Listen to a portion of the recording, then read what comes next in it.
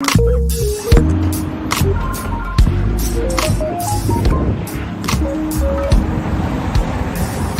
I'm walking down the street. I do want to say to Donnie and many of you in this room that over a very long career in this city, all of you have helped me and my colleagues tell the truth and to try to tell. Get my hat up. I'm from South Carolina, so I just May not look like you. look at Donnie. What does this event mean to you, Miss Peggy Morris? Oh, my heart, Happy 20th anniversary.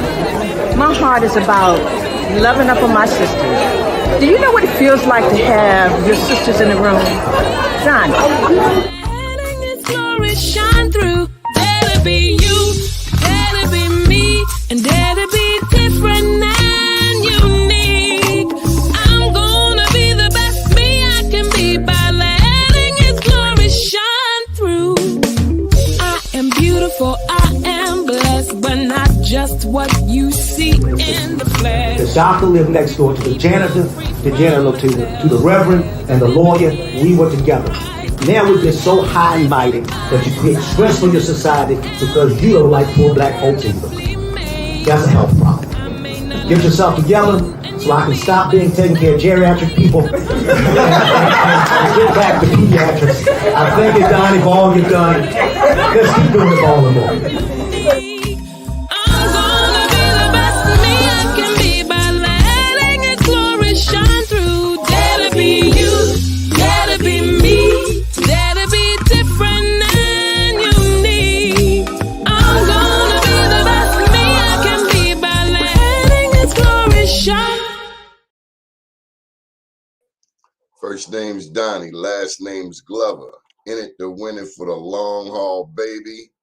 And I'm proud to announce Emmy nominated Donnie Glover. Yay! Woo, woo. All right, top of the day. Let's get the ball rolling. Thank you, Dr. Tyrone Taborn, and to Career Communications Group. They are the creators of the Black Engineer of the Year Awards, BEYA. BEYA kicks off next week. This week, we have the Medical Week Conference. Wanted to share with you some Black history. Hey, Terrence, you're gonna have to sit down and get situated. Look like you on a tour. Let's go, Terrence. My brother, my brother. Okay, here's your Black history for the day. Imhotep. I am Hotep. I-M-H-O-T-E-P. Imhotep was an Egyptian chancellor to the pharaoh Djoser, and that's spelled D-J-O-S-E-R, possible architect of Djoser's step pyramid and high priest of the sun god Ra at Heliopolis. Very little is known of his Imhotep as a historical figure, but in the 3,000 years following his death, he was gradually glorified and deified as the first doctor, Imhotep. And let's see if we can get you a couple of pictures of Imhotep. You've seen it before. I know you have. That's Imhotep. You see Imhotep? All right. The first doctor, straight out of Africa. All right. So we're going to go and check with Brother Terrence. And after that, we're going to get to DJ Duke, who is straight back from Africa. Good morning, Terrence. How are you? Hey, Peace King. Great morning to you. Happy Wednesday, everybody. Good, good. What were you doing last night? Yo, unbelievable. Okay. Tell them about it. All right. We had an open mic last night. Unreal. You know, the vibe, the energy, you know, what the roots of, just like anything, the roots of Terra Cafe. We started with the community in mind, with entertainment, food, and Black Awesome. And last night was it. You know, we had an open mic here every Tuesday night from 8 to 12. It's for the big kids. You know, we even have some youth came out last night, did some poetry, a cappella, have a band in the house, drink specials, food specials. You know what I mean? Just a new vibe. Get everybody back out, touchy-feely, just a good energy. Okay, so I see you have a Baltimore Polytechnic Institute sweatshirt on. You already know, baby. Did you know, because this is Black History Month, and I promise Dr. Tyrone Taborn and the people who created this show, this man has just messed my whole interview up. Where'd he go? Right here. I'm right here. Okay, did you know that the Black leaders of Baltimore targeted Baltimore Polytechnic Institute in 1954 to be the first Baltimore City high school that was integrated? Poly was the first school in Baltimore City to be integrated. Wow, I didn't know that. Hey, look here, you're making me dizzy moving that camera like that. Seriously, leave I it know, alone. I got you. Just take your hands off. Step away from the phone. Just step away from it. Lord Jesus. All right, Baltimore Polytechnic, first school in the city of Baltimore, integrated in 1954. Folks, I just want to say that integration, as has been stated on this show earlier this week, may have been the beginning of the end, in the sense that it stopped Black people from being self-sufficient. And that's a challenging problem. When you do whatever you got to do to get in there, and then you lose yourself. Did that even make sense? Okay. I got the year wrong, not 1954, 1952, because I would not want my Baltimore Polytechnic brothers to beat me up. But it was integrated in 1952. I thought I had it right here. Okay, nonetheless. That's awesome. 1952. I'm trying to give you some historical rundown. The history of, I got a question, Donnie. Why did they choose that to be? Because it was a great school. To them? It was a great school. Okay. My understanding is they wanted Black people. Here we go. The steady growth of, and I'm going off of bpi.edu, bpi.edu. The steady growth of the school population resulted in the school's relocation to North Avenue and Calvert Street in 1913. Under the leadership of Dr. Wilmer DeHuff, the curricular offerings were expanded and many athletic programs and other activities were developed. And here we go. In 1952, Poly became the first high school in Baltimore City school system to racially integrate its student body. My understanding is the Black leaders, are you here? My understanding is that the Black leaders chose Poly because they wanted Black students to be able to go to Poly. It was considered the best. It's still considered the best, with all due respect to the city, at least particularly in the realm of mathematics and science. And that's it. Any other questions? I'm sure there's some Poly experts out there. On that note, let me also say, I have been fortunate enough to meet Dr. Barney Wilson. He was the first Black principal at Baltimore Polytechnic Institute. And one of our sponsors down here, Commercial Interior, there they go, Commercial Construction, Marty Glaze, built a robotics lab at Baltimore Polytechnic Institute. Wow. Okay, so what else? What's on the menu, Terrence? What was the #1 seller last night? I tell you what, the #1 seller last night, it had to be that fried chicken. You know, we do it right. We fry it hard. You don't got to double back, but that was the one. You know what I mean? I think we reset the front about maybe 3 times last night, and everything was smooth like a boiled egg. Now, I never heard smooth like a boiled egg. I heard smooth like a baby's bottom. No. That's you see the price of eggs today? Huh? A case of eggs I used to pay $18 for is $85. It's smooth like a boiled egg. Just fun fact for today. From $18 up to $85. You know, one of the things that people really don't take in consideration, the things that are going on in the business world today. You know, so many people that don't have the ability to to really figure out things because they're not in it. You have to be in it. You know, what do you do when you go in 1 week and the product that you sell is, you know, it's $20, and then you come back the next week, it's 4 times the amount. I can't change the price of my egg sandwich. I can't take it from $5 and say an egg sandwich is going to cost you $20. You know what I mean? They did that with the crab cake. They've done that with the crab cake around town.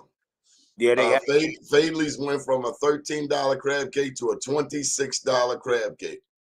All right. And I told them, I'm gonna get this last one. Just I know you did. I know you did. Just like over on Corned Beef Road. And the thing that pissed me off about Corned Beef Road, corned beef sandwich, talking about $17. So look. What? That's right, Corned Beef Well, you Road. know what? Let me help him out, finish my John. story. Stop that, Capricorn. It's my season. Listen, they the man was giving out samples, and he gave the 2 ladies behind me a sample, and I'm like, "Don't you see me?" You got a mustache, babe. The Latino man discriminated against me in my own city. I felt discriminated against. Now I understand he a player, but give me a piece of that damn corned beef. I'm about to spend $17. I need more than a piece, babe. I need more than a A piece. sample. Hey, Terra Cafe, we got the same corned beef sandwich. Hey, look, I was over at Dunbar. I was enjoying the flashback, the reminiscence. See, back in the day, we go from Dunbar down to Jack's corned beef. You know, let me tell you something. What, man, I don't want to get you in no trouble, but they blaming the businesses for kids. These businesses aren't responsible for the damn kids. Yeah, we had that conversation last. Leave them businesses alone, bruh. Leave them businesses go through enough. Now you telling me I gotta be your damn truant officer. Why don't you take the money for education and pay people to do their damn job? 100 facts. You can't blame no business for what kids doing, man. No. See, that's a person that's never been in business. You know, Terrence, I've been thinking about this. Maybe the only solution, because I don't hear, you know, oh, did you see, and I lean on this dude, Freak Nasty, Thiru Vignarajah, all on Fox. I don't know why they keep pushing this guy. They swear they're going to push him to be mayor, not over my dead body. Anyway, he has no love for the people anyway. Right now. Thiru is pushing. There's a contract going before the board of estimates this morning down in City Hall, where a company was supposed to hire black subcontractors, did not. And they about to renew the contract. Hey, Freak Nasty and Fox 45 are really trying to run this guy for mayor. Wow. I can't vote for a guy who don't know how to effectively get off of 25th and Green Mountain at 1 o'clock at night. I just can't. It was down the street from your spot where they locked him up. Or they were supposed to lock him up. If it were me or you, we'd have got locked up. But Thiru Vignarajah did not get locked up. Why? Because he came with that whole privilege thing. He was privileged. Okay, I digress. What's going on? What else going on? You know, we're really getting ready for, we have an awesome event coming up on February 15th. And it's going to, we have a band coming from out of town. Great meals prepared. What band? One second. Hey, man, you see my Wakanda outfit? No, I didn't see your Wakanda. This is my Wakanda joint. Made by Stephen Wise. Person I first saw with something like this was Bob Wallace. Bob Wallace, speaking of people running for mayor. Bob Wallace may run for mayor. Everybody want to run for mayor. Maybe I should run for mayor. Tell him, Pharaoh. Daddy should run for mayor. All right, so we shared with you some Black history about Imhotep. Imhotep. Now, this is what a lot of people don't know. My dog is named Pharaoh. Pharaoh, named after the Pharaoh, you know, Pharaohs in Egypt. But there wasn't one Pharaoh in Egypt. There were many, many Pharaohs. Several, multiple. hundreds and hundreds of years of pharaohs. So there's a part in the Bible where it talks about the Hebrew people leaving Egypt. And it's a one-sided story because you only get one side because this is a Judeo-Christian side of the world. But there was more than one pharaoh. And so you can't say because this one pharaoh did certain things that all of the pharaohs did that. And again, we're only getting one side of the story. So that's all you really know on this side of the world. We don't get the indigenous perspective. And we quite often don't get the Afrocentric perspective. Okay, there you go. He's back. Yes, sir. Tell us about the artwork behind you, Terrence. You know what? Can I flip my camera around? Yeah. No. You gotta hold it as is. That way. All right. This is one of our local artists. You cut your camera off. What the hell? Hold on now. Hold on. We got to get you a cameraman over there specifically designed. There you go. There you go. All right. This is done by Brother Solomon. All right. And this is green art. Some of these pieces that you see are maybe 20, 30 years old. They're museum pieces, and they all tell a story. Right here, you're looking at, I'm going to see, am I getting you good? I can't see. Okay. Right here, you're looking at Cassius Clay. All right, before he became Muhammad Ali. And all of them tell a story. Martin Luther King. I'm going to save that one for last. Mr. Elijah Cummings. We already know Coltrane, the Blue Album. But this is the one that always gets everybody. The Queen of Soul right here. When you look at it, a lot of people say that, you know what, wait, he's not a great artist. Look at the tatas. All right. But the one thing that they don't realize is that it tells a story.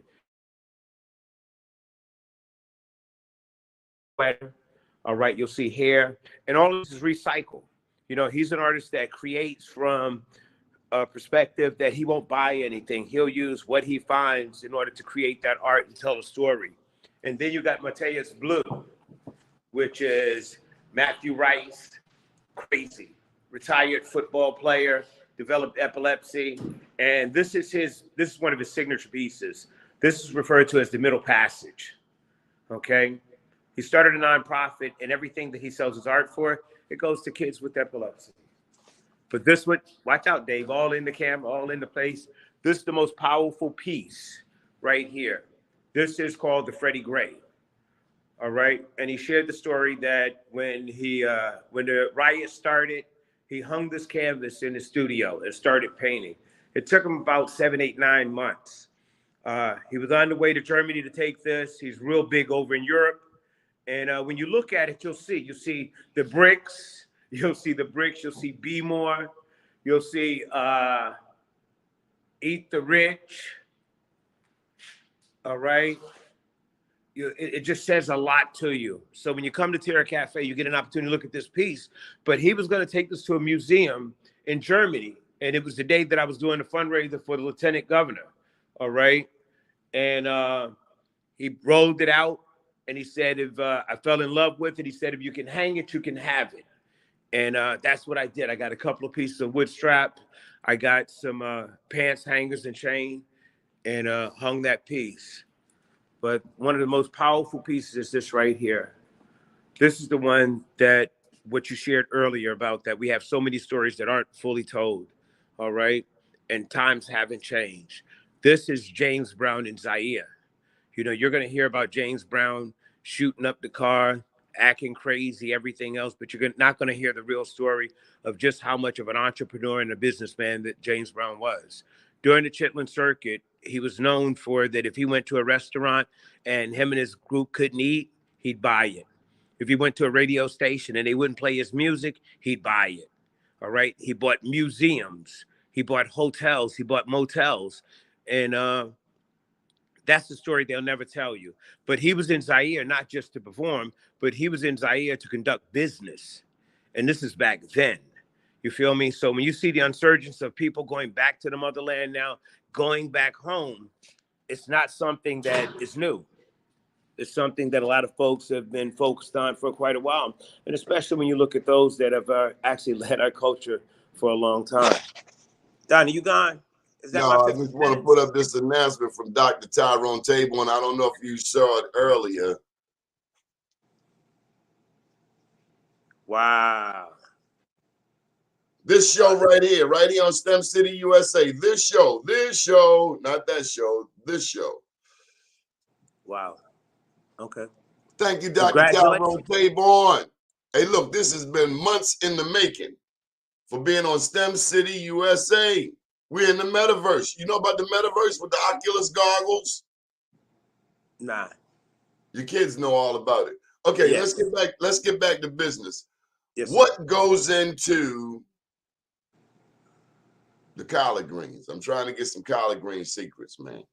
All right. I'm trying to get some I didn't know how important it is to get these trade secrets for collard greens until my brother's wife of 54 years said, Donnie, what do you put in your collard greens? Did you know that some people, before they even get to cooking the collard greens turns, they wash them in a little dash of dishwashing liquid? Yep. I never heard that in my life. I swear to beans, I'm about to fall out my chair. Do you know why? No. You know, a lot of times back in the day, and even now, a lot of the pesticides were like a flour base, and they would sprinkle them over the collard greens to actually keep the bugs off of them. One of the ways to make sure that you got them right was you didn't want to play with it. You didn't just want to rinse it with water. You wanted just a little splat. It ain't enough to hurt nobody, but enough to make sure that you get really clean, good greens. Also, sometimes I like to use kosher salt. I'll scrub mine with kosher salt in the water, clean them up, the whole 9 yards. I've heard people put a cap of bleach in them, Donnie. Oh, Cap of bleach. no. Who, Donald Trump? Donald Trump? Watch, you know I was about to say it, but I'm going to leave it for you. All right? Hey, the rest of the COVID stuff ain't worked too good. We could have tried something else. Shit. Go ahead. On to the next page. But I got a question. When you do your greens, do you put meat in your greens? Or you try to, because we do vegan greens over here at Terra Cafe. And you know what the great part is? Huh? Smoked turkey, yes. Oh, you put the smoked turkey? Now, now something I learned now. You use the neck, the wing, or the butt? What you use? The drumstick. Oh, you have them slice it for you, don't you?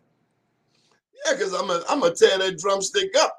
Either way, I'm gonna get something. Hey, look, I'm not a vegan, okay? I understand. Can I give you a suggestion next time? I seen a ham sandwich save a Muslim's life. Did you know Muslims? You got to know the history of why they stopped eating pork. It had to do with an outbreak and some diseased meat that people were eating. But a Muslim will tell you, rather than starve, they got to fry that ham and eat it and like it. Might as well put some mustard and onions on it too. Yeah.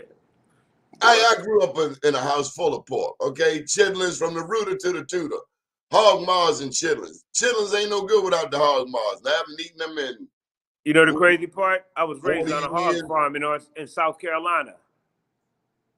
So when my daddy said they give you fresh pork after open heart surgery. Fresh pork, not cured pork, fresh pork. Where? So we got to learn the facts. And you talking about being dirty. The facts, that pork ain't no good for you like that. People can have all these damn religious things, but I've been to the Middle East. High blood pressure. Man, you pull that curtain back. Let me tell you something. Religiously, you pull back the curtain. These people all pious, praying. You pull back that curtain, you see the same crack, dope, coke, pedophiles, molesters, prostitutes, and every other demonic thing that, you know, but I've seen. We're talking about health. We're talking about health. We're not talking about religion. We're talking about health. This is mental health. And that I've seen a lot of people in America say, oh, the brothers in the East. Oh, the brothers in the East. Talking about people in the Middle East. You don't know what them people, don't put nobody on a pedestal. You know who you put on the pedestal? Your mother and your father. Come on now. My mom was just calling just now. Mom will call you in a minute. Provided they are, you know, some people got bad parents, but I had a good parent, good mother, and a good father. Thank God for the 21 years they were together for me. Hallelujah. Terrence, come on, man. Let's bless this place with prayer. This Black History Month. I don't know where my other guest is, so we had to adapt you all in. Come on, bless this place. And thank the good Lord for me. Again, thank you, Dr. Tyrone Table. Come on, bless this house with prayer, Terrence. I was waiting for you. Come on, man. Break it down. You know, on that note, on a very serious note, Yes. the young lady died yesterday. And I hate to be a sourpuss, but a young lady died in Baltimore who was shot right around the corner from me. I actually heard the gunshots. And people ask me all the time, Donnie, how can you live there? Why do you live there? You know, you got to be safe. You got to be safe and all of that. You got to be a real warrior for our community. That's why you live there. Somebody has to set a standard, and somebody got to keep an eye on the post. Come on, man. That's why you there? Yeah, let's bless this place with prayer. All wise and almighty God, we ask that you, first of all, thank you, Lord. Thank you, Lord, for another day. Thank you for waking us up. Thank you for keeping hurt, harm, and danger away from us one more time. We only have one day at a time. We only have one day. We only have today. We can't live tomorrow. We can't live next week, next year. All we have right now is the here and now. So we thank you, Lord, for fellowship. It says, where 2 or 3 are gathered in your name, there you shall be in the midst.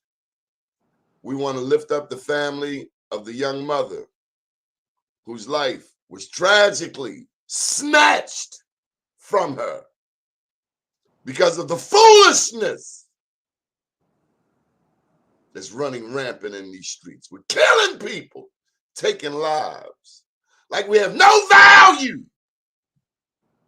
of human life.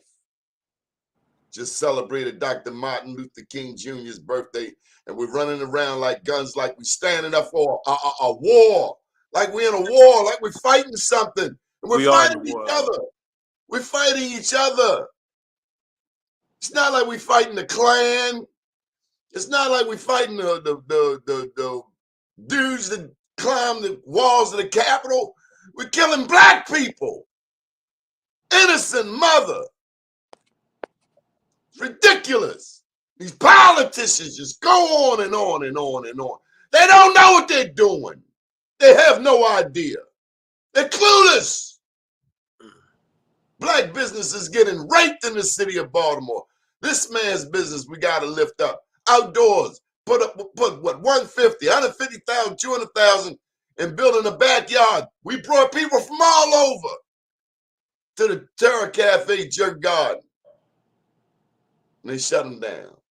18 months. Lord, we ask that you bless this broadcast. Bless Dr. Tyrone Taborn. He's got 2 busy weeks. The Medical Conference, followed by the Bayer Black Engineer of the Year Awards. City of Baltimore got CIAA coming up this month. We're trying to make our city better, but the more we try to build, the more we got some people who are so traumatized that they fear walking down the street without a gun. They fear so much. Maybe they didn't have a father. Maybe they didn't have a mother. We just ask that you stop by here, Lord, and sprinkle a blessing on this place, because we can do better than this. And we promise, Lord, to give you the praise and the glory. Amen. Ashe. Ashe. Ashe. Ridiculous. Yes. Taking life, snatching life from people, man. We got you. We got you. And when you get locked up, I don't want to hear the mother tell me, not my baby. Not my baby. Yes, your baby. Matter of fact, they need to lock her up too. And the daddy. Can't put it all on the mom. It took 2 to make them, take 2 to raise them. These cats is pulling out guns and taking life. Once you take it, you can't give it back. Can't give it back, brother. It's a scary thing out here now, Donnie. It really is. My daddy had a funeral home, man. You saw death. It's dead. It's over. They're up on the slab. They're up on the slab, and that's it. Guts wide open, autopsy, skin, all of this pulled back, brains out, bone, all the organs gone. And what's left is a corpse. And that's what Baltimore is right now, a big corpse. All of this, millions of dollars have come through Baltimore. I ain't seen no money in East Baltimore and West Baltimore. Greenmount Rec, right down the street from you, 24th and Greenmount. That should be a whole new life. Woo! It should be like, woo! You see Rex in D.C., Benning Park in Southeast. That looks like a wreck. The wreck got his own football field with lights. Where the damn money in Baltimore? Gotta People do more. running around kissing these politicians' asses, and our people are dying. But everybody want to kiss a politician's ass. You better kiss God's.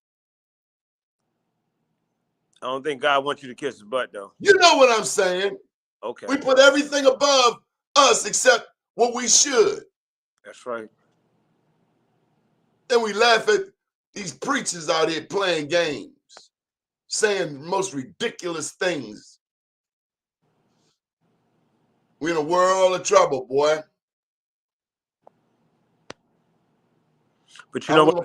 How we gonna fix it? How we gonna fix it? You and I, we've helped the many politicians, and I swear to beans, we got more love from damn Boyd Rutherford than all of them put together. You know what it is, Donnie? You got to stand on your word. When you say something to your community, you say something to people, you just got to do it. You got to give do it. Jack Young some credit. Jack gets a lot of flack, but there would be no CIAA if I'm not mistaken. Bernard Jack Young made sure that CIAA came to Baltimore. It happened under Bernard Jack Young. Thank you, Mr. Mayor.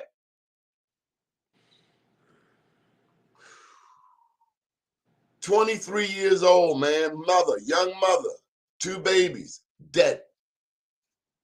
And then some ignorant moron gonna talk about stop snitching. Where you come from, We don't- son? What rock We need to did get you our fall community from together. under? We need to tell. All right? It's not about snitching. It needs to not be something that's whispered behind a building somewhere. It needs to be us unity, saying that we're not taking it no more, and hold accountability. And not just to those in our community, but those out of our community should be working with our community. You know, I went to a beautiful ribbon cutting ceremony yesterday down at Lexington Market. And it was like, I want to say sour and sweet, because I thought about the greatness. I went to go see a buddy of mine yesterday, JB, all right, with the Jerk Bowls. Y'all go check JB out, the Jerk Bowls, at Lexington Market, all right? And he's one of the cats that I started. Matter of fact, JB was the next police officer. I remember when he was still first officer, and he used to come in the cafe. We was chopping up about him wanting to actually start a business. You know what I mean? And he kept coming back. He's one of those people that we've helped off this corner of 25th Street. He's one of those people that I know that has a love for the community, even though he does come from the police department. Okay? And that's what has to happen. One of the things that I noticed here, Donnie, what we got going on here, we have so many people that are building resumes and not really concerned about building back Baltimore. Okay? And that's what I'm talking about, because you can't get so many beautiful Black people in a room and for our community to still be at a standstill of growth, development, and just stability. Listen, man, a Ravens game come on, we get so excited. We know the players. How many of these parents know their teachers? How many of these parents know the children's Wow, teachers? dude, that's what I was going to. We can't keep blaming it on everybody else. Oh, yeah, we want to blame the white man. It's the white man's fault. It's the white man. Black man or the Black woman that ain't It's doing the white man's fault. We got to do it this way. It's the white man's fault. Watch this, It's Donnie. all the white man's fault. I'm gonna show you. Even slavery. My daddy said, boy, the first one you need to be mad at is that greedy ass African king who sold your ass over. Who sold them, who betrayed. For those who are direct descendants of slavery, because Black history fact, not all Black people are descendants of slavery. Not all Black people in America are descendants of slavery. As a matter of fact, I just got some encouraging news. A young lady filled out one of them Ancestry.com packets, and they came back and told her that she was 0.3% Indigenous American. Now, I didn't know that they would identify black people as indigenous. So they're not as racist as I thought they were. Now, racism does exist, but racism is only about 500 years old. Did you know that? Did you know that the Moors dominated the Iberian Peninsula? That's Portugal and Spain for 800 years. That Moors were royalty in every European nation. Germany, Scotland, Ireland, France. You had black Moors. All you got to do is Google coat of arms, like a coat you put on, coat of arms, Moors. Google it. And then look at the images. Don't look at all, click images. And see black royalty. You see that black royalty? You muted yourself, Terrence. Terrence, you like one of them translators on television, are you? Yeah. Can you hear me? Yeah. Throwing gang signs. Throwing gang signs out the window. Yeah. Well, you know, I'm running a business too. Hey, you ever play any Kendrick Lamar over there at your restaurant? You know about Kendrick Lamar? We play a little bit, yes, sir. So you had the young people. I heard you say you had young people come out last night. Yeah. You know, we've been working on this thing with Mervo, the culinary part, and working with the financial literacy, really getting kids to the part where I don't want us to train our kids to be great workers no more. All right. We need our kids to actually know that they have the ability to be business owners, but only not just business in the sense of you owning a store or a restaurant or a beauty salon, but a business in reference to really, guess what? Your family, yourself. If you intend at point in time to actually have a family, guess what? You're going to need to have a savings account, a checking account. You're going to know how to balance your books, and you're going to have to know how to set goals and set up processes. You know, and these are some of the things we want to share with our kids, because guess what? You normally don't get them until later on in life after you tried everything else, you know, but you have some cultures that they actually give that to their kids, all right, in a day-to-day life, you know, seeing their father go out or their mother go out to run business or do something of that nature. And so they have that learned behavior there. So we've been really working on that with Mervo. So I had a young man last night, Nicholas, that works with us from my class. And he did a beautiful. How old is Nicholas? He's 18. Young man. Young man. And you know, I was sharing with the young brother around the corner.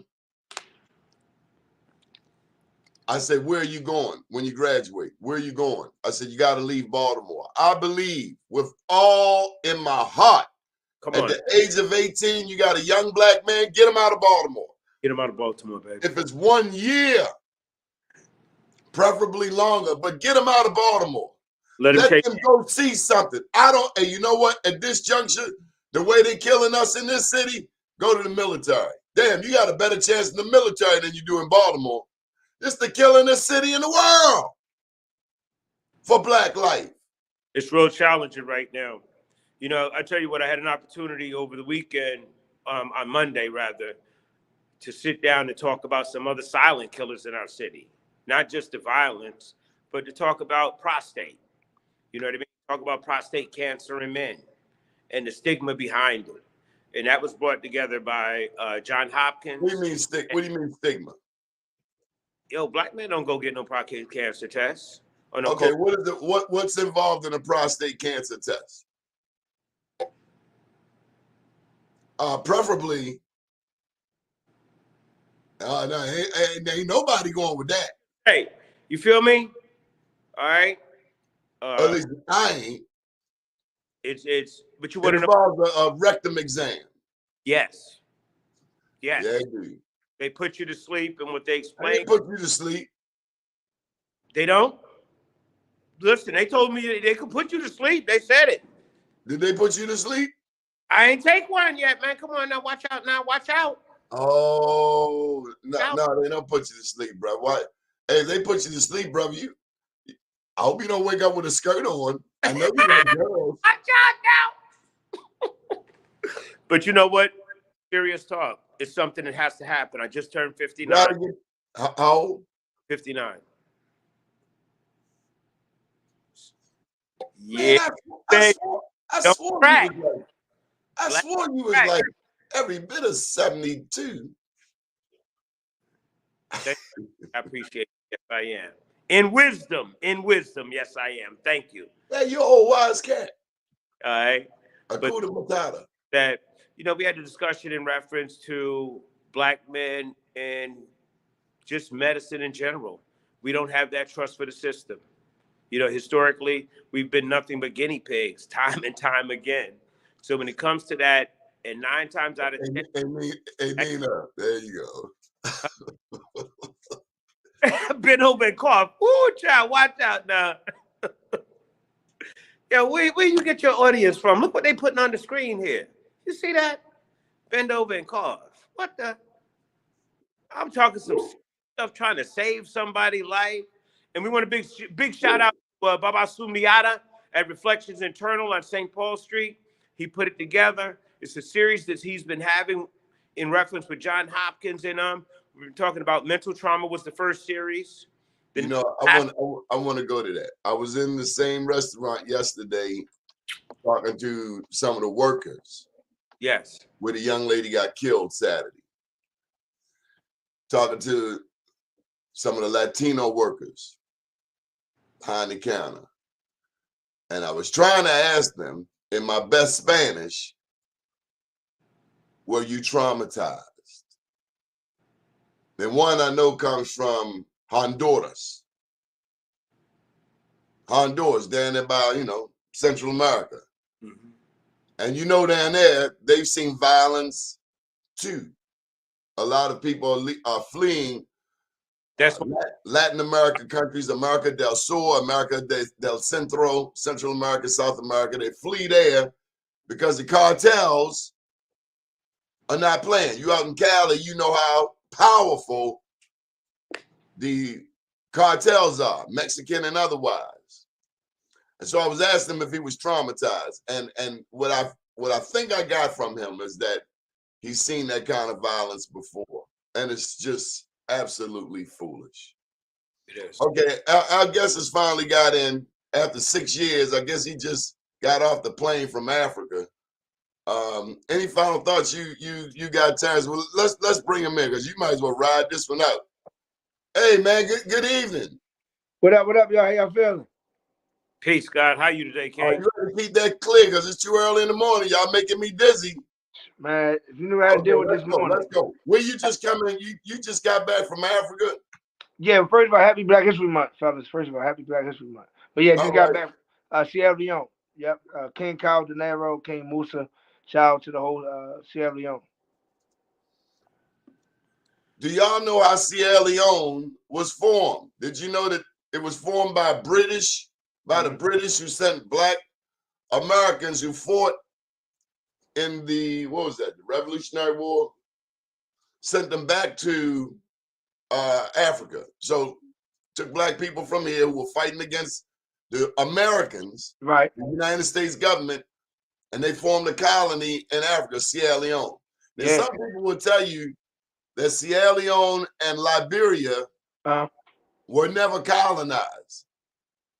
But I think that's a matter of opinion. I would say the only country in Africa that was not colonized was Ethiopia. But tell me about it. What'd you learn over there? Man, I don't know where to start. I learned the opposite of what I've been learning my whole life, honestly. Did you see Tarzan going through a jungle on a vine? No, when I went to Banana Island to the slave quarters, I actually seen African warriors. Like it was something to see. Going through the villages, the Providence. It was very educational. And I was there for music, DJing, but it was definitely educational. Definitely. What did you learn? Tell me what you learned. One thing I learned, it's a happy place. American people teaches us that it's very difficult over there. It's not.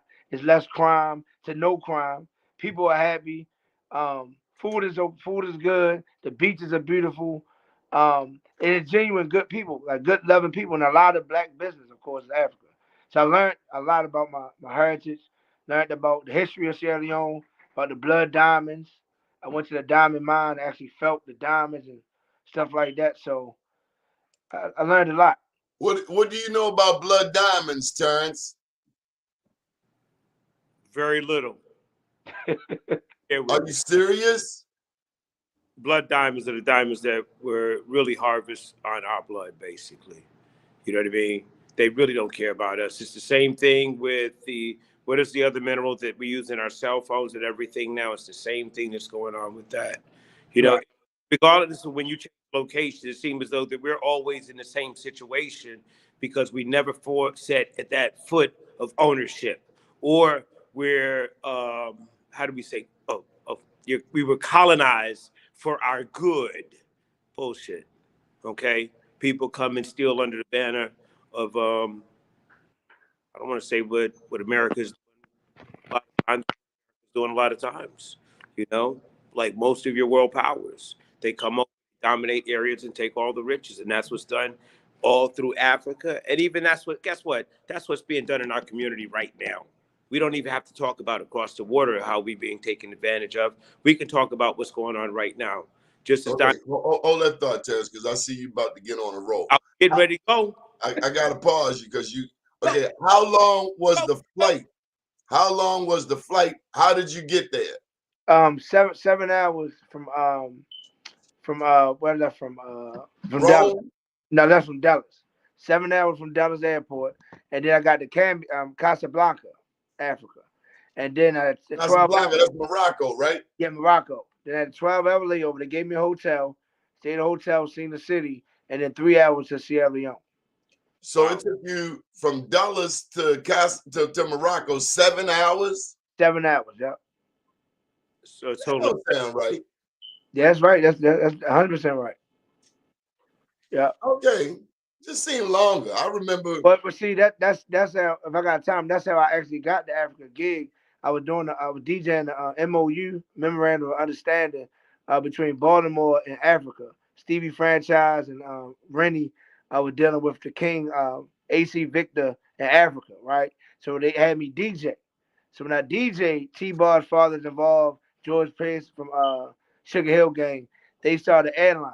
So that's how I got to know the people from Africa. I DJ.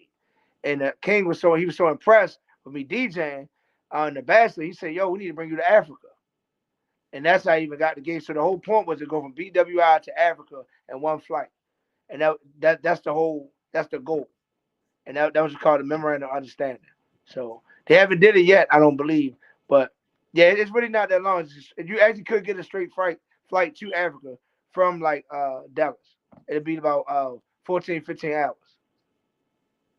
In total. Wow. Yeah. That's So double. what did you learn about the continent of Africa? I mean, and I don't laugh at me, Duke. You my homeboy. I don't want you come around the corner and punch me in my forehead. No. But did you get a chance to? Okay, here's one piece. You know there are 54 countries in Africa. Mm-hmm. So you going to one of the 54. Right. Did you see other people, other Africans from the other 53 countries? Oh yeah, actually, when I got to Casablanca, I was actually surprised to see so many Muslims. You know, I don't know why I was surprised, but and everybody was in a full garment. So that's one part. You got Ethiopia, like you said. You got East Africa. So I was in Sierra Leone, South. You know, so it's a whole. Sierra Leone is on the west. Yeah, the west. Yep. So that's like out California, like on the beach. If you just compare the countries, yeah, it'd be like, so it's number water, and I'm not scared of water, but I don't like water. If that makes sense. I'm not scared of it, but if you see by the edge, huh? Yo, they had to carry me on the boat to the pool. What'd you say, Terrence? Carry you on I the boat. take by the edge when you go to the pool. Oh yeah. Honestly, if you go on my page, so you have to get permission. So I was there for 11 days, right?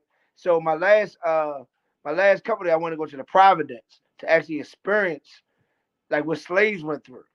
And the guys was like, "Yo, you sure? You know, you don't have to. You know, we know you're American." I said, "Nah, I can do it."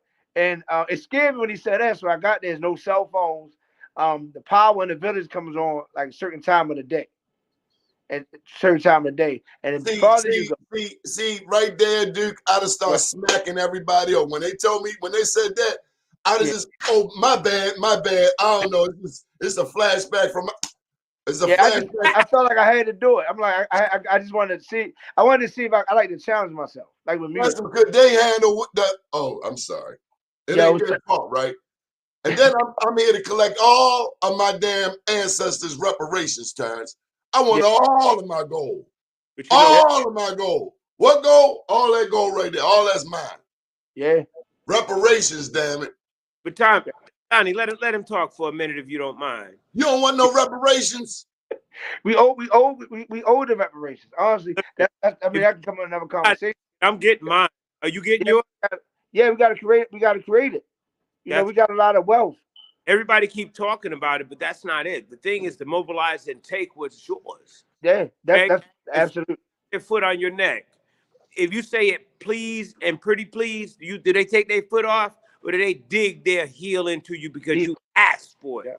That's what keeps happening to the Black community. They keep digging their heel into us because we asked for it and we don't utilize together and make this thing happen for ourselves. You know, reparation is the legacy that you live for your youth. All right. Yeah. Right now, guess what? We got a real bad report card. You know what I mean? We got a real bad report card because we keep asking for something that we can't even control what we have right now. Yeah. Okay. We can't even control our communities we have right now. And we say we want more. We haven't. Everybody wants to march. And just like we shared the last time, we got to get up out the 60s and 70s. We have to get into a new millennium of thinking right now and develop our own ecosystem. And that's your reparation. Somebody give you. Because if they didn't want you to have it and they finally give you some, you think they're giving you the whole cake? No, they're giving you some crumbs. Okay? Okay, Terrence. So DJ Duke, let me ask you, any thoughts on African, and we have a big event this Friday. This is our biggest event ever. We started the Black Wall Street Awards. I think you both know about them. We started them in Washington, D.C. back in 2011. Okay. And so thanks to Dr. Tyrone Taborn, not only do we get an Emmy nomination, I don't know if you saw it, I'm an Emmy nominated journalist. This show. Woo! Not only did we get that, we get to have the biggest Black Wall Street ever. Right. It's going to be crazy. This Friday, Washington, D.C., at the Omni Shoreham at 8 p.m. I'll be there. If I'm invited. I don't know if I'm invited, you know. Yeah, you see the invite right there, Black Wall Street, dmv.eventbrite.com. blackwallstreet.dmv.eventbrite.com. And this is an example of us working together. See it right there, Black Wall Street, DMV, Omni Shoreham. This is an example of us working together. So, Duke, my question to you is, tell me about Black people working with Africans. About working in Africa or in the U.S.? I'm talking about, okay, specifically African-American economic cooperation. Well, I think that the first problem is I don't think people understand culture, our culture. So you have to understand our culture. You know, it's not about support. If you understand the Black culture, you'll want to be a part of it. I think there's a lot of people that's Black that don't want to be Black, because in America, it's it's kind of like they trick you. So if you understand the Black culture and where we come from, the kings, the queens, the royalty, the King Tux, all that type of stuff, then you'll understand Black business. Then it's not support. Then it'll be in your mind.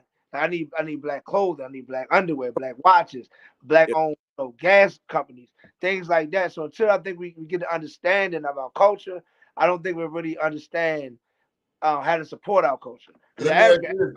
When you do business with Africans, right, is it the same as doing business in America?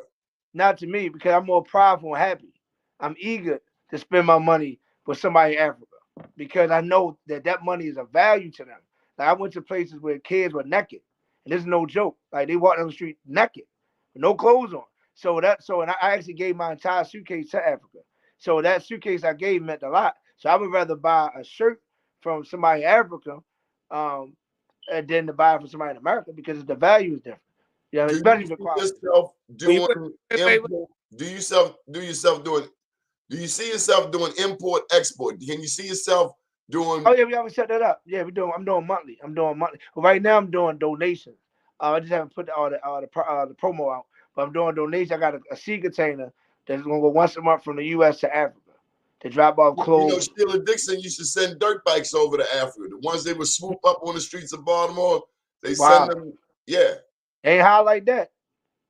I didn't know that. she did. They don't highlight the stuff like that. You know, Oh, they don't. I'll never forget it. What Yeah. happened to that program, Donnie? But she's not mad no more. Wow. That seemed like one of the ones you would just take up Right. and you keep it going. Because they don't want to know. Because if you do, I'm telling you, if you know what's going on in Africa and the deal like Dubai coming up, these places, I'm telling you, to change your mindset. Like, yo, I can, you know, like there's good quality and stuff like that in different places. You know, so I learned that business is definitely different in Africa. Everybody's trying to make a dollar. So Did you see, Duke, black people running businesses, or did you see black skyscrapers? Because we have this narrow-minded impression of Africa turns that like we don't have palaces and castles. Right, when exactly. the first castles come out of Africa. Until you go, you don't know. Like I was there, of course, the DJ, so I was treated very well with Kyle De Niro, so Alpha and ambassador for the youth. So I was treated very well, right? So I had autograph, all that stuff. But the people generally are nice people. You get what I'm saying? And they all about business. From the taxi cabs, it's like a million taxi cabs, to the people walking up down the street, to the bars, to the clubs, to the hotels. And the hospitality was the biggest thing for me. It was so like happy to help service me. And that's different because a lot of times people are not as happy when they're in service per se. So they were really happy that, you know, that I was there. And they did a poll when I left, Don, because I got an award. They said that I was What award you get? it was from the Office of King Louis. He's a big promoter over there. So he gave me an award, just thanking me for coming and stuff. But they took a poll, and 100% of everyone I encountered liked me. So that was like that was like a respect, a badge of honor, because they were saying that Did I you was see friendly. television? Yeah. They have everything, bro, everything. But it is levels though. It's levels, and I think How was the food? personally, for me, I'm a picky eater. So for me, I didn't enjoy the food. I'm very picky. You lost weight. You lost poundage in Africa. If I would have stayed longer, yes, I would. But I had to eat. I'm gonna tell you why I think. Check this out, Terrence. I think this is why the food there, because it's more fresher, meaning it's not like processed, super clean, all that stuff. It's like, you know, it's like I caught it, I might run it through the water, put it on the boiler, and then here you go. So it's a little. So that was the difference. Tell me about the ingenuity of Africans. Are they ingenious? Do they? Yeah, this one surprised me the most. It kind of hurt my feelings because I went to the power plant, and China runs the power plant. Oh yeah. I'm like, huh? Yeah. Yes. China, it's like I even thought it was another world. I'm like, well, is it wrong for China to be up in there? Because let me help you out. Of the 54 countries in Africa, all of them but Ethiopia have been carved up by the Europeans. So people come on here and start talking about, oh, remember something happened in Belgium? Oh, and then black people changing their profile picture. I'm with Belgium. Time out, pimp. You better learn about King Leopold in Belgium, who chopped off their hands in the Congo. Yep. You better learn about the French. You better learn about the French. They're not necessarily your friends. You talking that bonjour, comment ça va? The French was over there, Rat Patrol. You remember that show, Rat Patrol? Yeah. Rat Patrol is out through the desert. That's your land. Yeah. Your country's got carved up. Why you laughing, Terrence? Why you laughing, Terrence? Why am I laughing? Because you tell the truth, and it's the way that you tell it. You know, it's the way that you tell it. They carved up Africa. It's one thing getting snatched from Africa and dragged to the Western Hemisphere. It's another thing when they just do a home invasion. Africa's a home invasion. Y'all better wake up. Home invasion. You talk about them diamonds? South Africa. We running around talking about a Rhodes Scholar. Let me tell you where Rhodes Scholar come from. They come off of your people's backs in South Africa. You wouldn't have no Rhodes Scholars without the exploitation of a Cecil Rhodes in South Africa. Rudyard Kipling and them boys, the Dutch Boers. They are not your friends. They're taking all your people's shit And they make you live on this much of the land in That's South right. Africa.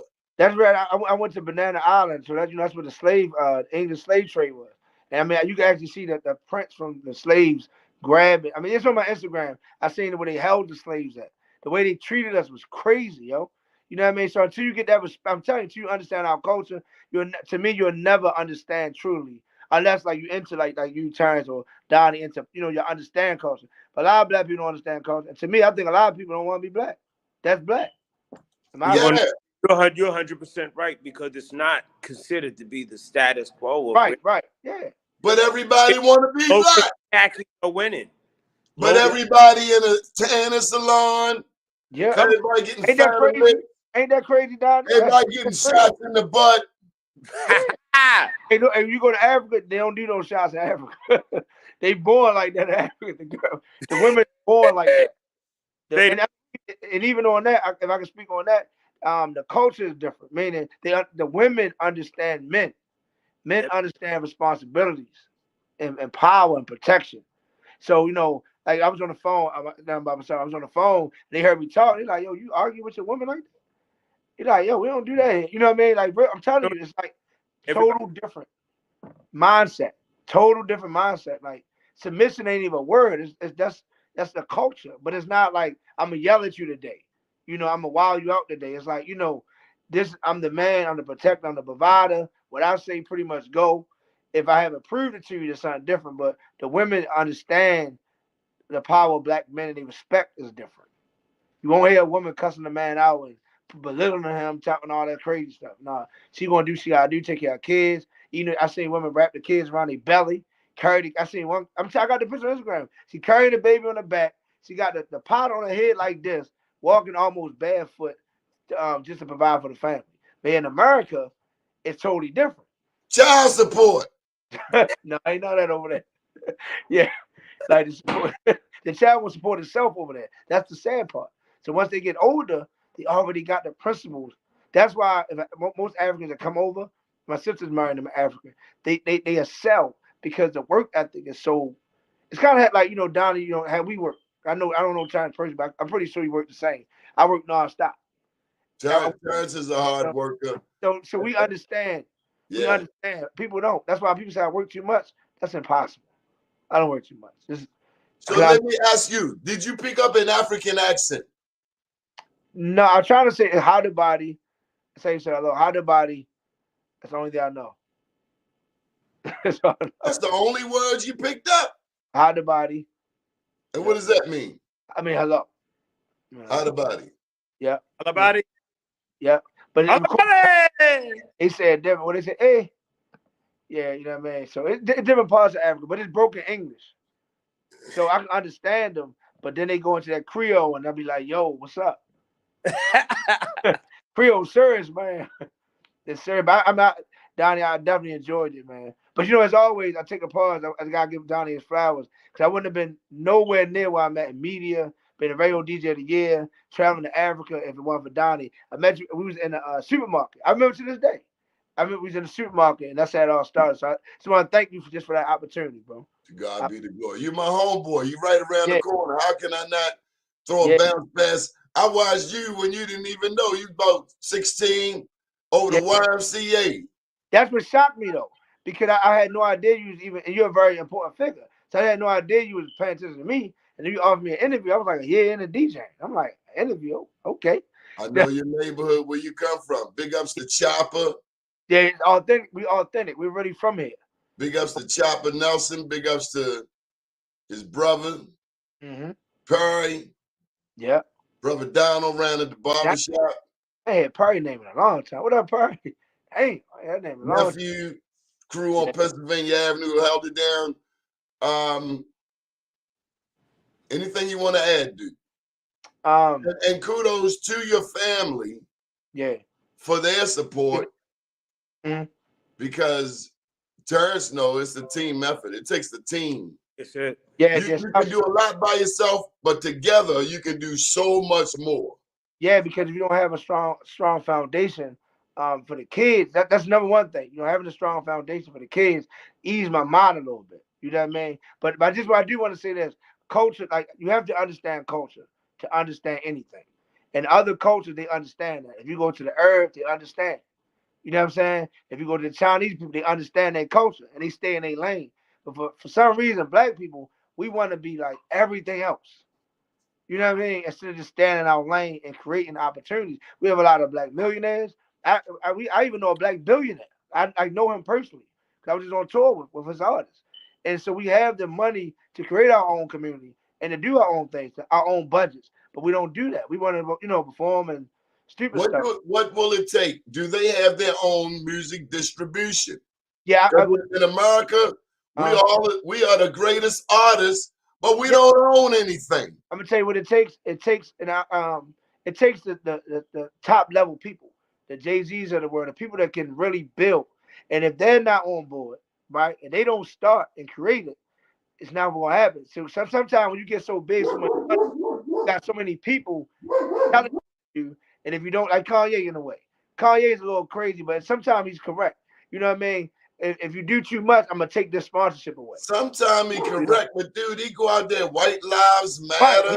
Right. See, that's what I'm saying. Come on, man. What kind of retardation is that, bro? I'm a Black Panther. We gotta stick to the basics. My job is to support my people. What's wrong with him, bro? I'm not mad at white people. I'm not hating, but that's not my concern. So why, as black people, when we concerned about us, we're racist. But white people, they concerned about their race, China, Japan. You know what I mean? We got to be concerned about our race. Not saying we don't like white people, but we got to make sure our babies are good. You know, and that's my mindset. We don't know who's who. Are you friend or foe? Friend or foe? Right. Friend or foe? I mean, even the police. I mean, most we from Pennsylvania. Oh my God! The both police is the white, and then the black ones. Oh my God! And then you got black people in high positions.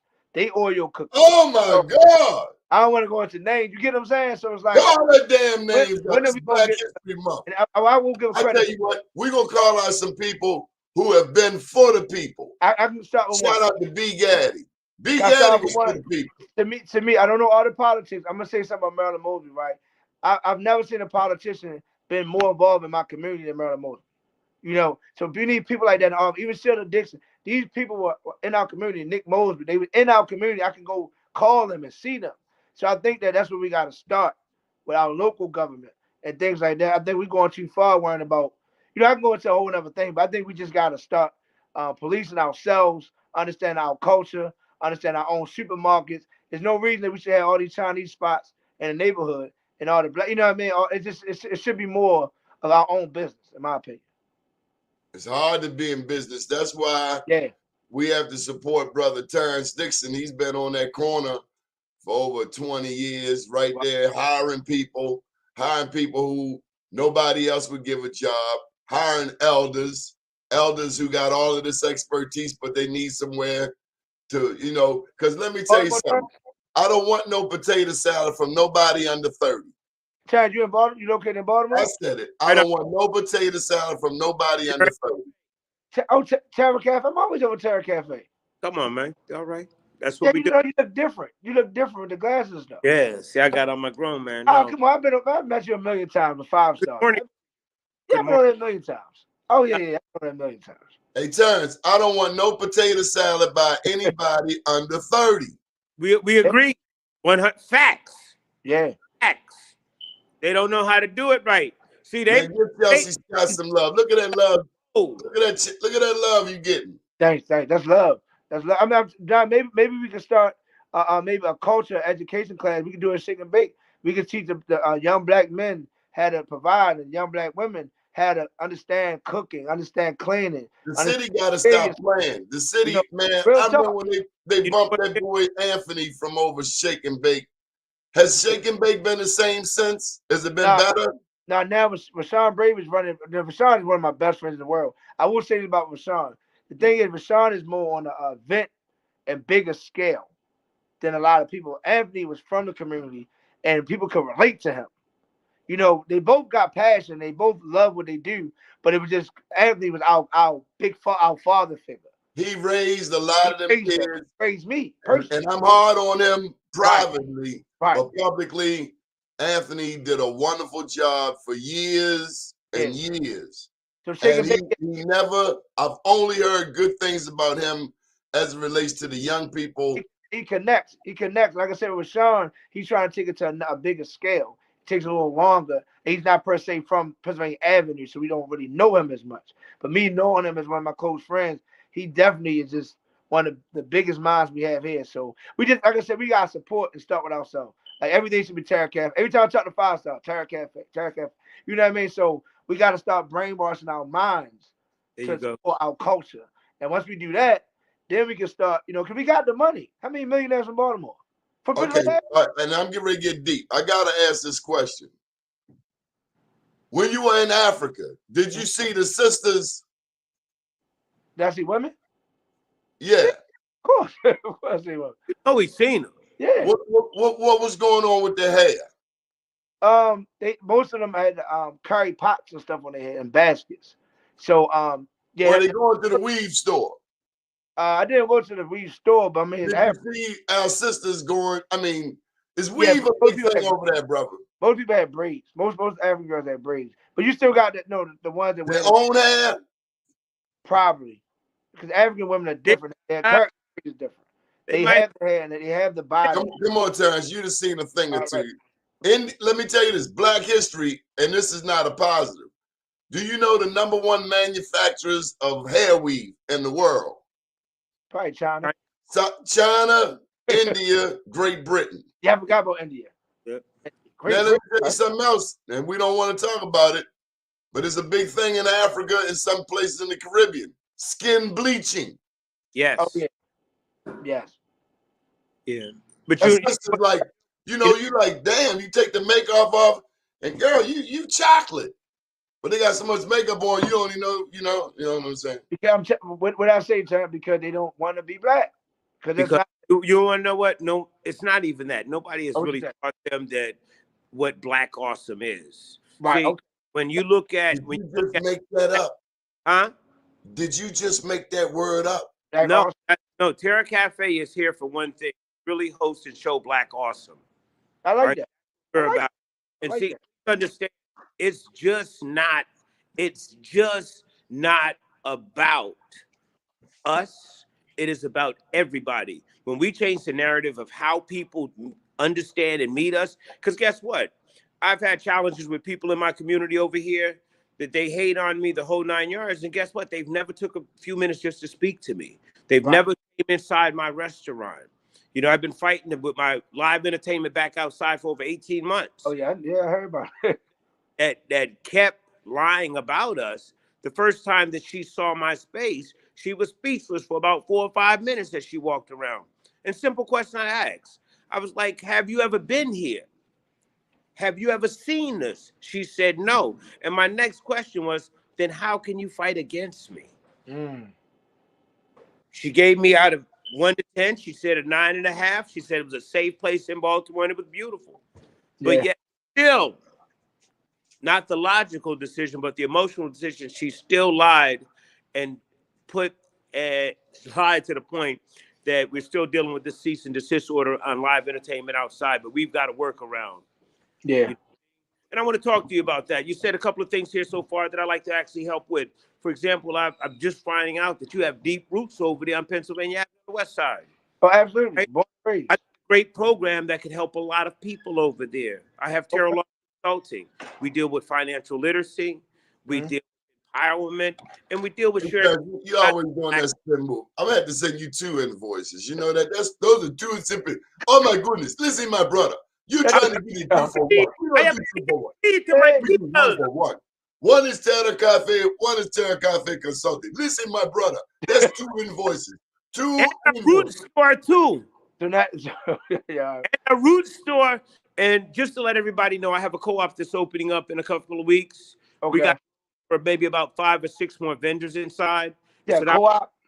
It's a root store. It's a cooperative.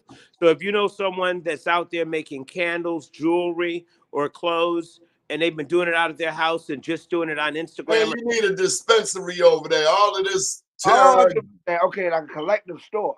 Yeah. Get a dispensary over there. Let's get it popping. You know what? That's a market. Dispensary. That's a great market. A dispensary. That's a great market. I bet you they growing weed in Africa. We're special things over here. You know, if you come on over, we have the ability to help you get your card just in case someone is in need because of trauma or In need of weed? need. It's medical cannabis. Is this that sticky, icky, wicky? Watch out. We're Yeah. professional now. Yeah, Okay. wow, man. Yeah. I think the young people call it za. Zaza. Huh? I'm What old, I'm old too, Zaza. I never smoked before though. I never smoked before. I ain't gonna sit up here and tell you that. I ain't say nothing. Next question, please. Have y'all been to Africa, Terrence? Have you been to Africa? No, I haven't been yet. You know, that's one of the things I really want to do. Baba Sumiata just got back from Ghana, and he has Okay. a business that they're pumping out there. And one of the things that I'm very interested in is building new ecosystems and community. So I've been really looking at real heavy at how they're building in Ghana. One of the key things is using creating these containers to make homes and businesses. All right. And it's something we're going to try in South Carolina. Duke, I just want to tell you that I'm I've been to Africa a couple times. I want to say to you that I'm very, very proud of you. Thanks, bro. You make us proud, even more so you're representing your generation. I'm 57. Yes. I don't think you're 57. No, I'm 30, But you ain't no spring chicken. 40? 34. Damn. I Yeah. am old. Okay. 34. Well, Yeah. I remember. yeah. I don't even remember. But Hey, I'm proud and keep going.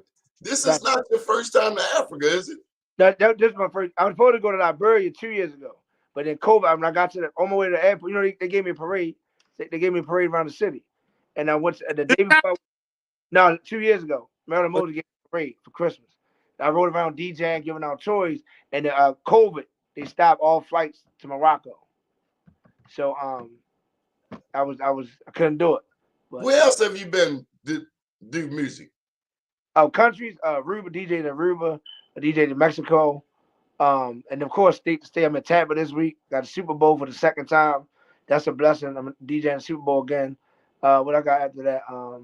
BT coming up again. So it's like the thing to again understand that culture word. I'm telling you, I understand music. I understand go do my job and go home. When you understand, you just grow and elevate.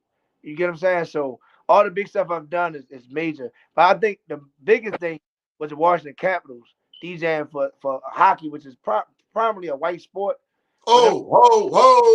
That's kind of. I know what you about to say. Get him, Donnie. Get him. Help him out.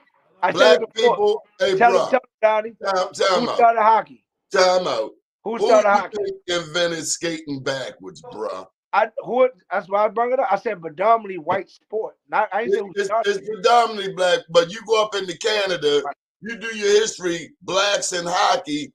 Right. We were ice skating in Canada I mean, backwards, you've been to backwards but before anybody. let me explain this part though. So You being know, American, back. average American don't know that. They just see hockey and they just see white people. So when I got hired to become that DJ and I actually DJed the game and they were saying, Duke, you know, all this on my Instagram, I felt like I got in the door. You know, and because I made some type of remarks, I'm DJ like 2-3 games, I'm not the DJ no more. But I told the guy, I'm like, I'm gonna play music. I'm not just playing white music. That's what he told me to my face. He said, you know, can you play more white music? I said, no, I don't understand that. I want to play. So they made more EDM type, you know, stuff like that. So I'm like, nah, man, I'm gonna play whatever make people feel good. And so I stand on my own too, Donnie. Go ahead, baby. Yeah. Sound like you got some unapologetically black stuff going on. That's my Oh, no question. first book. It's about time for you to come out with a book, Duke. Yeah, I would love to. A book, small documentary, all that type of stuff is in the works. Yeah, all is in the works. I mean, we're gonna get up out of here. Any final thoughts before we go? Let's start with the elder, because I know he got a lot to say. Which one? Say no, I'm just joking. I'm just joking. Yeah, Donnie. Yeah, go ahead. Hit us off, Donnie. To God be the glory. I am proud of you both. Because Terrence, you could have given up, but you didn't. Duke, you could have given up. Duke, you could be slinging a package, Duke. I'm watching. Hey, Duke, why you ain't slinging? Why you from round the way? Why you ain't got a package, homie? Because, I mean, the real story, well, I can say their name because they passed away. Cause I always wanted to be Lil Melvin, Liddy Jones. I wanted to be the big plug. You know what I mean? So as I got older, I just wanted the hustle to get the money to buy properties like Liddy. You know what I mean? To invest like Lil Melvin. So that's what saved me. Cause I never wanted to be the corner boy. That was just a stepping stone to get the money. Some people just want. Again, I understand the culture. You know what I mean? So that's what I think. That's what I know saved me. Rest in peace to both of them. I actually DJ Liddy Jones' funeral. So that's On that note, big ups to Little Willie, Mhm. who was an entrepreneur and financed a lot of businesses, and also big ups to a man who was doing it before Little Willie. His name was Tom Smith. Look him up in the Maryland State Archives. He was the largest black hotelier in the United States, straight out of Baltimore. Lived in the 6600 block of Ricestown Road a long time ago when they wouldn't let blacks live above North Avenue. My name's Donnie Glover. These are my friends, DJ Duke and Terrence Dixon, and we salute you for Happy Black History Month every day. Salute. Appreciate you, fellas. All right, y'all. All right. Bless it. Be safe.